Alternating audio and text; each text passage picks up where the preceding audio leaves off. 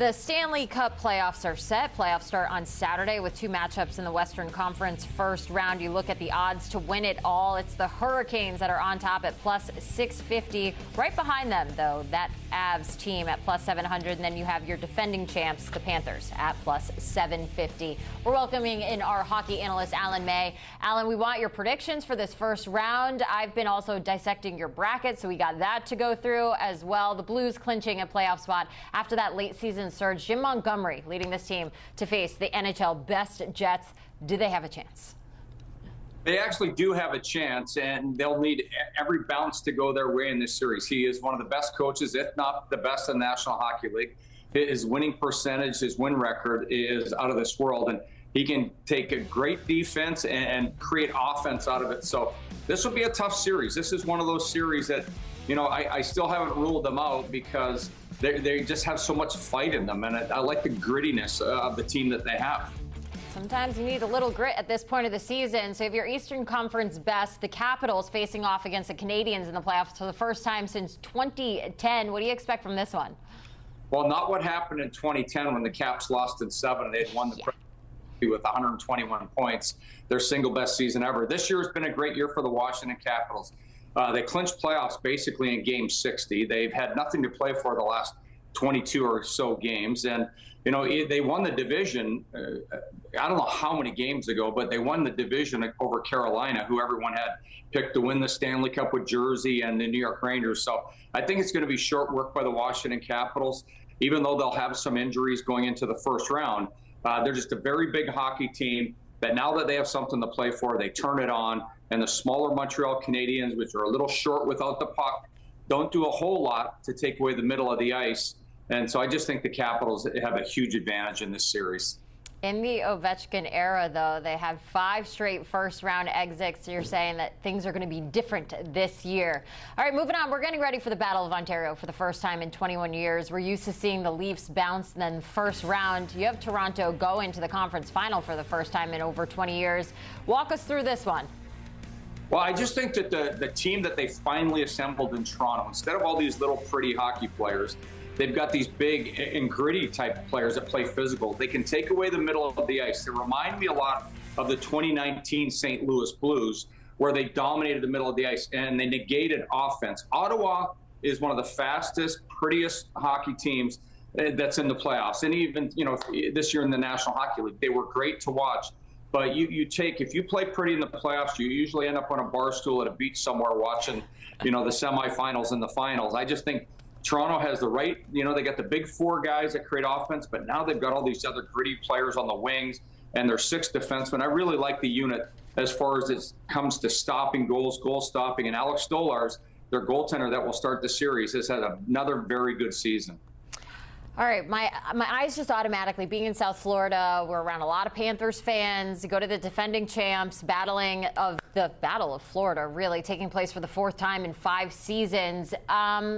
You don't have the Panthers going very far. What's going on? Well, they lost a lot of players to free agency during the offseason, so it's a different makeup of a team. I still love the players that are there. They brought the guys that were the holdovers, but they've had a lot of injuries and they're banged up this year. So, you know, can they stay healthy? So I'm betting that they can't, because these guys have been in and out of the lineup, you know, repeated injuries. So that means they're nagging. And the playoffs are the most physical time of the year. And, they're playing their most hated rival in the National Hockey League. And it is the Tampa Bay Lightning, who have had an exceptional year. They've got the leading scorer in the National Hockey League in Kucherov, who put up astronomical numbers. They've got a really big defense. They've got a phenomenal goaltender. And they've got all these other players, these role players. They got a player on their team that broke an NHL record for the most even strength goals and shorthanded goals without a power play goal, in Brandon Hagel. So they've got a lot of firepower, but they know how to play gritty. They've been relatively healthy all season long. So I'm just hedging the bet on that they're the healthier hockey team, and they've got continuity in their lineup from where they were a year ago, from what the Panthers do not.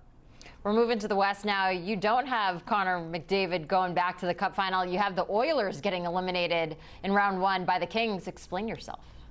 Well, the big thing there is that Edmonton's lost their best defenseman in Matthias Ekholm, who's a big guy that can drive offensive play, but defensively perfect. And he's out of the lineup. And I just look at the roster. They've got very small defensemen. And you've got two players up top that are the two best players in the National Hockey League when they're healthy, and that's McDavid and Draisaitl. Draisaitl led the league in goal scoring this year. McDavid, with some injury issues, still got 100-plus points. But I look at that, the roster is just not what it was. They lost a lot of players.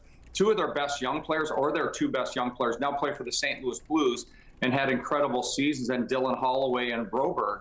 You take that, Warren Fogel's now in the LA Kings. I think he scored 24. I look at the LA Kings. They are the most durable-looking playoff team to me. And all the things I've described about Toronto and how they play the game, that is also how LA, and they may do it better than anyone else. They've had incredible goaltending this year, stellar defensive play. They score big-time goals, and they can bore you right out of your seat. If they decide to go all defense, you can't penetrate the middle of the ice. So I have the LA Kings just using a physical style that's very imposing defensively to frustrate the Oilers, who basically two guys that they can depend on. Moving on, we got Mikko Rantanen facing his former team in the Avalanche. Now, Stars, they're going to be without Jason Robertson. He is week to week. Now, the Avs have the second best odds to win the Cup.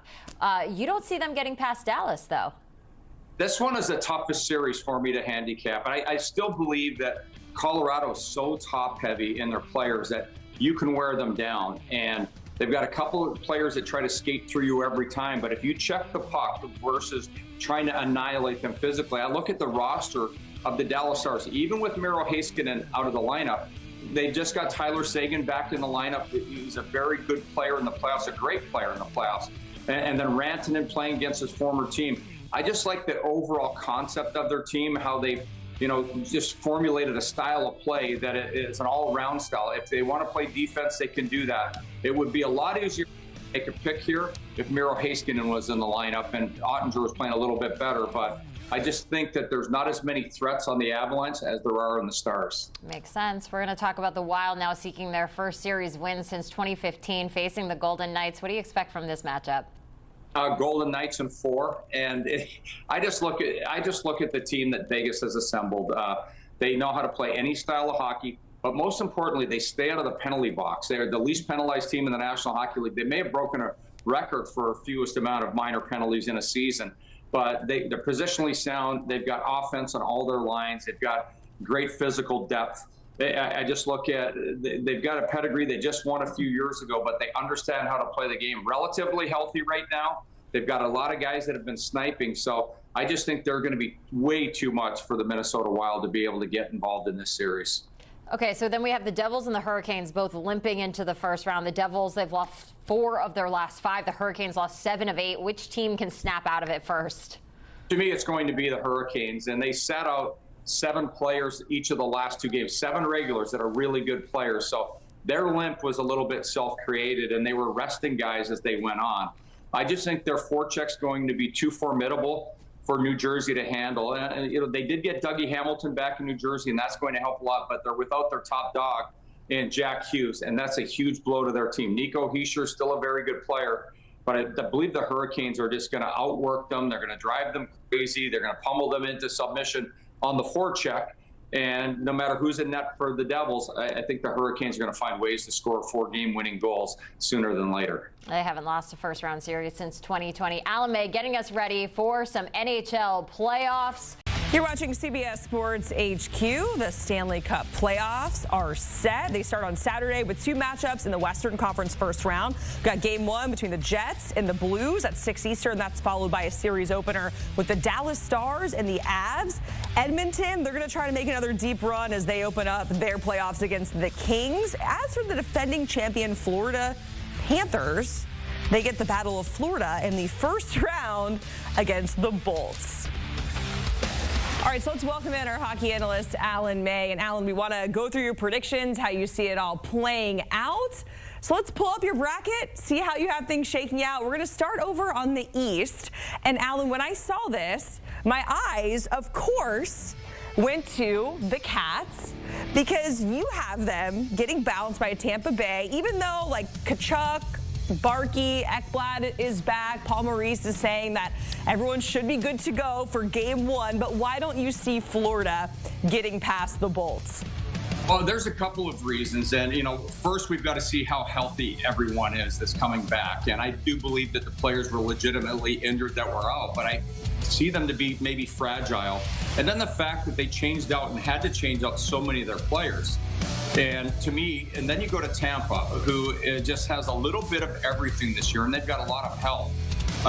Kucherov, leading scorer in the National Hockey League, Braden Point, 40-plus goals. When you look at the firepower they have and then the role players, but essentially they've got their entire team ready to go, and everyone's been healthy. So I think that, if you're in the infirmary, you're banged up as much as Florida's been, and they played such a rugged brand of hockey last year that it took a toll on them. And then you have all those players that are gone from their roster. I just don't see them being as deep, and they cannot afford to have any injuries. So I just go with Tampa in that situation. Yeah, in Florida down the stretch, they were really trying to play for seeding, and it was kind of like, who would you rather play? Is it Tampa or Toronto in the first round? It ends up being Tampa Bay. But let's talk about Toronto, because in recent seasons, we're used to seeing the Leafs getting bounced pretty early on, maybe in the first round. But you have Toronto going to the conference final for the first time in over 20 some odd years. What's different about this Leafs team compared to the past few seasons where you think they're primed to make that kind of a run?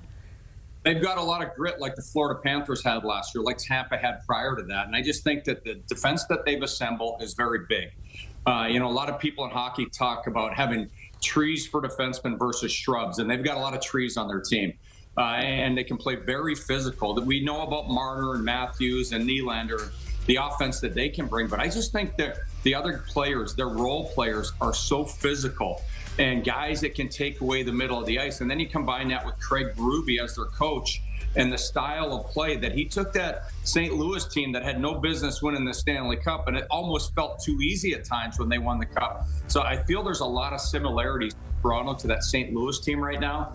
And to me, it's more of a playoff roster. I've always said if they could fix up their defense and add some bigger guys that can play the game, they'd be a contender. And I believe they are now a contender to be a Stanley Cup champion. So let's talk about the Caps, because, of course, it's been all about Ovi, right? And we have them facing Toronto there in the conference final. But the Canes, they are actually the favorite to win the whole dang thing. And you're thinking that the Caps are going to get past them on their way to the Cup final. Well, I just think that the Washington Capitals are a very big hockey team. And if they can have everyone healthy, they figured out, I believe, near the end of the season, how rather than playing a technical game against the Carolina Hurricanes, they're going to play more of a smash mouth game. Because in the past, when they played together, Carolina still got the same coach. Washington has a different coach now. But in the past, when they played each other, I thought they tried to play a little too much chess. And when they played checkers a few weeks ago, they dominated and they took over the game. So I just feel that the style of play that the Capitals can play, and everyone's talked about Ovi, but the roster, you've had 13 players have career years on their team. And that's just your skaters. And you take Logan Thompson, if he gets back in healthy, 31, 6 and 6. Charlie Lindgren, no slouch. He'll probably start the playoffs the way things are looking right now. But I just see the Capitals having, front to back, a very dominant team. And we all know how the Carolina Hurricanes are coached, the style of play. It's not like they adjust a whole lot. But I still feel that if you play against them very aggressively, that's a team you can beat. Let's go over to the West, because when we're looking here, of course, my eyes immediately go to the Edmonton Oilers. When you have someone like Connor McDavid and Draisaitl, you're thinking, hey, this is a team, of course, that can get back to the Cup final. But you have them being eliminated by the Kings. What about the Kings and the way they play defense? What makes you think that they're going to have an answer to get past Connor McDavid and Draisaitl in that Oilers pairing? Well, when I go to Edmonton, it pains me to say that as well, because I was cheering for the lifelong Oiler fan, a former guy growing up there. So, it wasn't just me dissing your Florida team. And when I look at, they have two of the greatest, if not the two best players in the National Hockey League, in McDavid and Draisaitl. But their defense is so banged up right now. Ekholm is out. And they're playing with a lot of smaller players. And conversely, LA has a very big team, and they've got some playoff pedigree. They're led by Doughty. They're led by Kopitar. And they play that same style that won the Stanley Cup years ago. So their details, the way they play, they can stifle teams. They can take away the middle of the ice. I think it's going to be a very frustrating postseason for McDavid and Draisaitl, because there's not, and not to disrespect anyone on the Oilers, but when I look at those two guys, they've been going, and it's 100-point season for McDavid, and Draisaitl ends up with the most goals in the National Hockey League, but it's easier to focus when you don't have that complement. Last year, they had a complement of players that are all gone. Warren Fogel's with LA. You've got Broberg and Holloway are in St. Louis. And a big reason that team turned around late is those two guys really stepped up again. So I'm just going to LA. They look like a playoff team that can go all the way to the finals. They can score goals. They can shut you down. And Darcy Kemper has had an incredible season this year, a bounce back after, being traded for Pierre-Luc Dubois from Washington. So I just think they have all the right pieces for a team that can go far in the playoffs. So both of the teams that were battling for the Cup last season, you have them both being eliminated in the first round. In your prediction here, let's talk about the Avs. We talked about the Canes being the favorite to win the Cup. The Avs have the second best odds to win over at FanDuel at plus 700, but you don't see them getting past Dallas. Tell us more about why Dallas is such a mismatch here for Colorado. I honestly don't believe in my pick either. This is the toughest for me. And you've got a very top-heavy team in the Avalanche with McKinnon and Natchez if he's healthy. You look at the players that can bring offense up there. I do like the addition of Charlie Coyle late in the year to be a third-line center and how they've adjusted. But at the same time, I just don't know if they have enough top to bottom in the roster. Now, on the other hand, Dallas has had, they got Sagan coming back. They've had a couple key injuries. Mero Heiskanen, one of the best players in the National Hockey League as far as defenders are concerned, will not be available to start the series. Robertson left the arena the other night with the knee brace on, so that's a blow. But I like all four of their lines. I do like their overall package of defense. I guess the big thing in both these series is going to be goaltenders making sure they're stopping everything that they're supposed to, not letting any garbage in. But that's the toughest series for me to pick. But I'm going to go with the Dallas Stars in that one, just thinking that top to bottom this year, they were pretty damn awesome. So we see the Dallas playing Winnipeg, and then Winnipeg ultimately moving past the Stars to face the Kings in the Western Conference Final. Now, typically as it pertains to the President's Trophy, Alan, you don't want it. We saw the bad juju with Boston, Florida, the Rangers in past seasons. But, of course, this year, you're thinking the curse is going to be broken for the Jets. Well, I just look at the Jets, and this is a big hockey team with defenders that can all move the puck. The best goaltender in the National Hockey League this year. So many forwards that can put the puck in the net. They're lightning fast. They've got great size. And the rest of, I just look at their group on defense. They figured out how to play. They had some lessons last year. But I just think that this is a team that is playing with confidence. They believe in their system. They've got the personnel to win. So it's just a matter of going out and executing, keeping their confidence, and not beating themselves. Jets fans, I just want to make sure I'm telling you this correctly. The curse might not necessarily be broken because, Alan, you do have the Kings beating them to then advance to the Cup final. So you have the Kings in the Caps. Who do you think ultimately wins it all? I just think that right now, the way teams are looking at the end of the season and the size of the Kings and the way they play, they've got a definitive style. So right now, I'm saying it's the LA Kings. This can all change after 3 to 4 games when we see what the injury list is for teams, because you have to have health. But I just look at the Kings, and when I saw them play this season, I saw the team that most resembles, that big, heavy team that can grind it out, score goals, and then take away your heart, take away your offense by owning the middle of the ice. So right now, I would say the LA Kings, to me, seem like the most playoff-ready and playoff-built team in the National Hockey League. All right, Alan, we certainly appreciated going through your NHL playoff predictions. And ultimately, Alan has the Kings winning it all. It could change. We'll see. But for now, that's who he's going with. We appreciate it, Alan. Always good to see you. The Kings, by the way, they are 16-1 to win the Cup final there, or to win the Cup, I should say, over on FanDuel. Getting a look at the odds here. The Hurricanes, they are the favorites at plus 650, followed by the Avs, the Panthers, plus 750 as they try to go back-to-back. Then you see the Knights, the Golden Knights, 9-1, followed by the Oilers, Jets, and the Lightning. Welcome back to HQ Spotlight. The stage is set for another electric postseason run on the ice. 16 teams hoping to hoist that Stanley Cup when it's all said and done. Carolina is your betting favorite. But if you ask experts, a lot of teams think that a lot of teams have the potential to win it all. You've got the reigning champion Panthers kicking things off against the Tampa Bay Lightning. Meanwhile, the President Cup winners in Winnipeg will try to break that curse when we see the Jets take on the Blues in the first round. For more on the NHL postseason, we welcome in the legend, CBS Sports hockey analyst Pierre McGuire. Pierre, thanks so much for being with us. You've built a playoff bracket ahead of tomorrow's action. That's when the playoffs get underway in the NHL. So we're going to go through it here. So first question is the easiest question. We're going to start over in the Eastern Conference. Take us through your first round in your bracket. Well, Haley, I think, quite frankly, there's some great stories in the Eastern Conference, but I see the Montreal Canadiens having a tough time with the Washington Capitals. I see Carolina and Jersey having a big series, but Carolina getting the edge. At the top, Toronto against Ottawa. Toronto hasn't won the Stanley Cup since 1967. They haven't been to the Eastern Final since 2002, but I see them having a bit of an advantage over Ottawa because Toronto's got more proven playoff experience than Ottawa. Tampa Bay Lightning on the other side against the Florida Panthers. I love where Tampa is right now. I have to tell you, Haley, their goaltending has been really good with Vasilevsky. Florida's been in the last two final. I don't know how much gas they have left in the tank. And two of their real prominent defensemen aren't playing in Florida anymore. One's in Seattle. When you talk about Brandon Montour, one's with Toronto and Oliver Ekman-Larsson. I think that's a problem for Florida. So I have Tampa moving on from there. We talked earlier about Washington and Montreal. Montreal's been the Cinderella story. Just to make the playoffs has been amazing. It's amazing for the city. It's great for the league. But I think Washington's got too much. They've got too much size. They've got too much strength.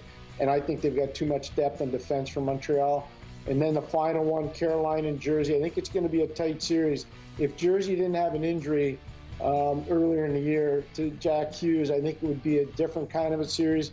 But they don't. Carolina could be one of those teams that just has too much overall offense to overcome the New Jersey Devils. Mentioned it in the lead-in here. Carolina is the betting favorite. I want to kind of dissect some of these matchups here, though, Pierre, starting with that Battle of Florida. You have the defending champion Panthers taking on the Lightning, their fourth meeting in the last 5 seasons, three of which have come in that first round. I know you said that the Panthers may be running out of gas as they've done this time and time again as the last 2 seasons have gone on, but what is it about the Lightning that has you feeling confident in that first round? Nikita Kucherov at 121 points this year, the leading scorer in the National Hockey League. Braden Point with 42 goals. Jake Gensel with 41 goals. Too much offensive firepower. We talk about the omissions, obviously, on defense. Brandon Montour being in Seattle. Oliver Ekman-Larsson being in Toronto. And let's not forget, Aaron Ekblad's going to miss the first 2 games of the playoffs because of a PED suspension. He got 20 games during the regular season. So I just think there's too much offense, there's too much speed, there's too much counterattack ability, and quite frankly, Vasilevsky, if there's one equal for Bobrovsky in terms of goaltending in the Eastern Conference, I think Vasilevsky, who's a 2-time Stanley Cup winner, can match up with Bobrovsky, Haley. Yeah, I love this series. I covered it once a couple years ago, and even though it was the year that the Panthers got swept and I was covering the Panthers, it's still so much fun when you see those 2 teams go at it. I will mention a little cheat sheet here from our research team. The winner of each meeting between these 2 teams has then gone on to advance to the Stanley Cup final. So maybe a little peek in of what we can see in the final big picture, but we'll get to that in a minute. Let's go back to the bracket, though, here, Pierre. We're on to the second round. Walk us through what you see happening in round 2. Well, you know, with Toronto in particular, I just think they've got way too much firepower. And I see whomever Toronto has to play long term, I think it becomes a real problem for them. There's too much depth down the middle with Austin Matthews, John Tavares, Max Domi, and it could either be Scott Lawton or David Kampf. They've got too much grit and matchup ability on the back end, talking about Toronto. So I see Toronto eventually moving into the Eastern Conference final. On the other side of it, I do think the Washington Capitals are formidable. I think they will cause a lot of problems. I don't think they're going to have enough offense to be able to beat Toronto. And for Washington, if they do get worn out, I think it could be in goal, and that's where Toronto should have an edge over them. So eventually, I think Toronto will get to the Eastern Conference final, Haley, and I think they will represent. The Eastern Conference in the Stanley Cup final. Of course, Toronto making its 9th consecutive Stanley Cup playoffs, but when you look at their record, Pierre, they're 1-7 in the first round over their past 8 seasons. You have them advancing past that here. What makes you so confident in the Leafs right now? They've been playing playoff hockey right from the start of the year, Haley, and that's because of Craig Berube. He's come over from the St. Louis Blues. He won the Stanley Cup as a head coach in 2019. He really dictates in terms of how they want to play. He's got a captive audience. Because of the stats you just pronounced to the viewing audience, it's interesting. Those guys have sacrificed points this year. for the well-being of team play. They're big, they match up, they got huge skill level. Mitchell Marner's been an unbelievable explosive player all season long. He has 100 points, he's in a contract year. Matthew Nyes is a tower of power down low. He can overwhelm you at the point of attack. And Austin Matthews is one of the greatest playmakers we've had in this league in a very long time. So that top line for Toronto is full of offense, it's got great defense, and they're almost impossible to match up on. So that's why I think the Leafs have a legitimate chance to get to the Eastern Conference Final. Yeah, 57 seasons since they last won the Stanley Cup. That was actually the last time they were in the Stanley Cup as well. So a lot of confidence coming by way of Toronto here. You mentioned it earlier, as we see on the screen. You've got them making it all the way to the conference finals. So let's go to the other side of the bracket now, Pierre, and talk about the West, because we've got the Leafs. We got to figure out who they're going to play here as we look at round one on the West side. Walk us through what you like. Well, this is no fun for the Winnipeg Jets. They already had one of the best seasons in the National Hockey League. All season long, they've been consistent. The problem for them is they're playing a St. Louis Blue teams that have been unbelievably invigorated, Haley, because of the arrival of Jim McKenzie. They've got offense in St. Louis, they've got good defense in St. Louis, and they've got elite goaltending. This is a rematch of the Four Nations that happened in February between USA and Canada. You've got, obviously a great goaltender in Craig Billington, and then you've got on the other side, a goaltender in Winnipeg that is waiting to try to prove that he can win the Stanley Cup. This is going to be amazing to me, that series, but this is like the thank you present to Winnipeg. Thanks for being so good. You get to play St. Louis. I think St. Louis could pull a massive upset, an 8 seed versus a 1 seed. This is not a knock on Connor Hellebuck, by the way, the goalie in Winnipeg. He hasn't had a lot of playoff success, but I do think the rest of the team will have a tough time against the four-line depth of the St. Louis Blues. Dallas and Colorado, I feel terrible, Haley, for the Dallas Stars. What an amazing regular season they had, but they don't have Miro Heiskanen and they don't have Jason Robertson. Those are two major losses for them. It'll be interesting to see the storyline of Mikko Rantanen, who played so well for so many years and is a Stanley Cup winner from Colorado. He's now in Dallas. But I think the biggest thing for Colorado in this series, depth down the middle. Nathan McKinnon, Brock Nelson, Charlie Coyle, Jack Drury, and I haven't even talked about Ross Colton. That's where I think Colorado will have the edge in this series, and I think they will beat Dallas because of that edge that they have at center. Vegas and Minnesota is an outstanding series. Minnesota showed so much character and courage the entire regular season. One of the best coaching jobs in the league this year was done by John Hines in Minnesota. The problem is I don't know if they have enough to get through this series against Vegas. Vegas is big. Vegas is huge on defense. They've got staying power because of their four-line depth. They have one of the most explosive offensive players in the league in Jack Eichel. I just think it becomes too hard of a game depth-wise for Minnesota to win that series. So that's why I have Vegas beating them. LA and Edmonton, this one comes down to one thing for me. LA had the best home record in the National Hockey League this year, Haley. They won 31 times. Only other team that won 31 times on home ice was Carolina. But all LA has to do is just hold serve 4 times in a 7-game series. They'll win the series. That's not even going into Edmonton and having to win some games. But here's the thing that'll cause some problems for Edmonton. They've got Quentin Byfield, who's huge. Philip Deneau, one of the best shutdown centermen in the league. And Anze Kopitar is a 2-time Stanley Cup winner. And they got quick strike offensive capability from a guy like Andrei Kuzmenko. So I look at their team right now, and I think LA is going to cause a lot of problems for the Edmonton Oilers. I'm just still stuck on even the Dallas Stars. We can't get a win out in the city of Dallas with our sports teams right now. It is really, really tough for us. Let's pick up the conversation, though, Pierre, with the President's Trophy winners. We all know about the curse, right? And from your perspective, it sounds like that curse will continue. The Blues have just been on an absolute heater to end the regular season. We'll get into this in a minute, but what has impressed you just the most about what the Blues have been able to do late in the season? Because of what Jimmy Montgomery did, he came in and delegated authority as a head coach. He had a former head coach on one side of the bench in Claude Julien, who won a Stanley Cup in Boston, and he had another Stanley Cup winning assistant coach in Steve Ott. So he delegated authority really well. He got his team to buy into being aggressive, hard on the forecheck, create offense, pinch our D. But his general manager helped him out a lot too, Haley. When they went out and got Cam Fowler from Anaheim, a lot of people thought, okay, that's going to upgrade them a little bit on defense. But Cam Fowler's made a massive difference for the St. Louis Blues. Their quick strike offensive capability is huge. Pavel Buchnevich has played fantastically well for them. And I think the biggest thing is they got some young guys that can really make things happen. Now, Dylan Holloway probably won't start the series, but he's been great for them. Zachary Bolduc, he's been outstanding for them. Jake Neighbors, another guy that's been outstanding for them. But the biggest one to me, Robert Thomas. Robert Thomas is probably the most unheralded skill player in the National Hockey League, and he plays for the St. Louis Blues. Well, for the President's Trophy team winner fans in Winnipeg, they can at least hold on to this. Winnipeg is 14-3 in their past 17 against St. Louis, so maybe some hope there when it comes to the series history. But to your point, when teams are hot, they are hot. So we're excited to see that one play out. Another series that we're interested in is, of course, the Kings and the Oilers, their fourth consecutive postseason where these two teams have met. It has been all Oilers. Eliminating the Kings there over the past 3. But why do you like LA to get their lick back in 25? Their home ice record, Haley's been so good. They've been so omnipresent on home ice. I like their matchup capabilities. You know, everybody knows about Anze Kopitar. We don't talk enough about Quinton Byfield. We don't talk enough about Philip Deneau.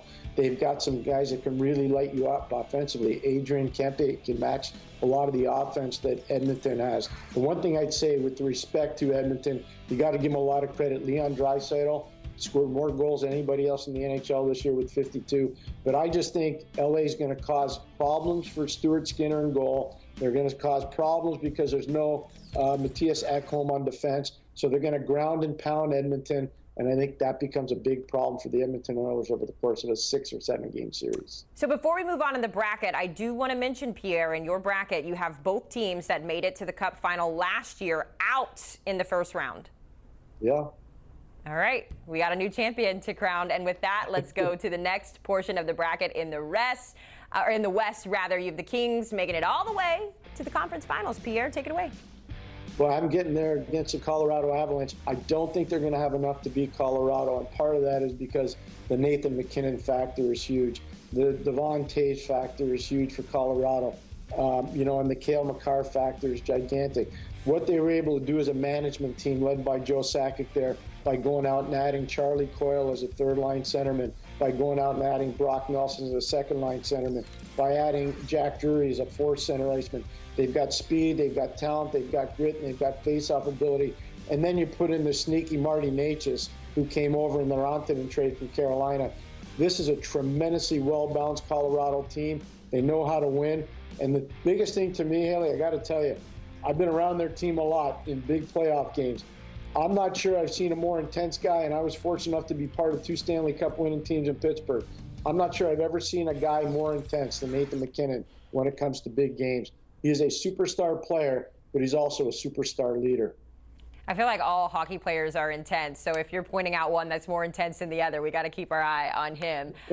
When we talk about the Kings and the Avs here, you have the Avs advancing. I do want to mention, as we're going into this conversation, that Jared Bednar said Gabriel Landeskog is an option for the series. What does he bring to the ice when he is active, and how much of a boost is that for the Avs?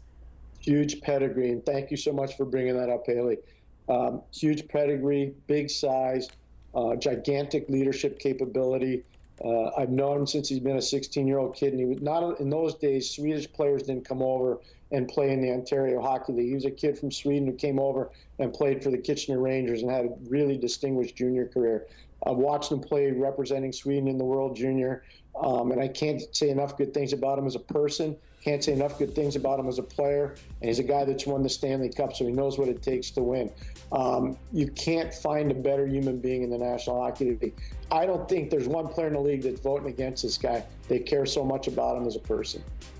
I love when we get to have analysts and reporters share personal stories, so we're excited to see him come back and see what he can do on the ice. All right, so we've got Leafs, Avs in the Stanley Cup. Pierre, who's going to be your winner in this one? I know I'm going to break Leaf Heart fans, and they're going to be so upset when they in Toronto. I think Colorado's going to win the Stanley Cup. Haley, I really do. I just think there's too much there. There's too much defense. There's too much star power. There's too much shutdown capability. The leadership of MacKinnon, if they could ever get Landeskog back and he can last the entire time, it would be great for the Leafs if they could win it. I think Colorado's got too much. I think that I can hear Leafs fans just crying after hearing that drought is still going to be going for quite a little bit of time there. All right, Pierre, we'll see how it all shakes out. You have crowned the Colorado Avalanche as his 2025 Stanley Cup champion. Pierre, we certainly appreciate the time. Here is the look at the odds to win the Stanley Cup. The Avalanche sitting in second there in terms of the second shortest odds at plus 700. Behind the Hurricanes, who he has getting knocked out along the way as well.